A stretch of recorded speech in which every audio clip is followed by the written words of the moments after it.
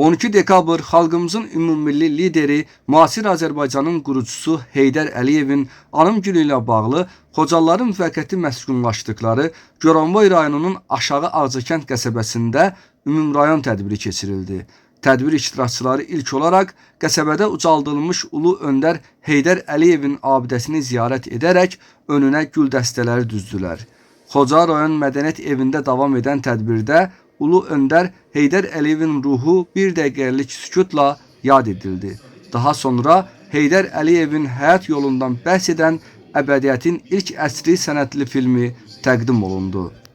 Tədbirdə Xocalı rayon İcra Hakimiyyətinin başçısı Şahmar Usubov, rayon İcra Hakimiyyəti başçısının müavini Lamiyə Qarayeva, Yeni Azərbaycan Partiyası Xocalı rayon təşkilatının sədri Vahid Əliyev, Xocalı rayon ziyalısı Şükür Bəşirov çıxış etdilər. Çıxışlarda bildirildi ki, müasir Azərbaycanın tarixi və taleyi məhz Heydər Əliyevin adı ilə bağlıdır.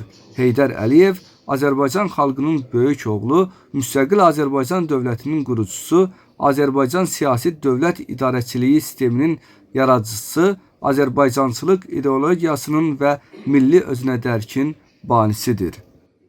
Dövlətçilik salnaməmizdə silinməz izlər qoymuş, Azərbaycanlı olması ilə ömrü boyu fəxr etmiş, milli qürur və iftixar mənbəyimiz olan ümummilli lider Heydər Əliyev Azərbaycan xalqı tərəfindən daim hörmətlə anılacaq. Xalqımız var olduqca o da yaşayacaqdır.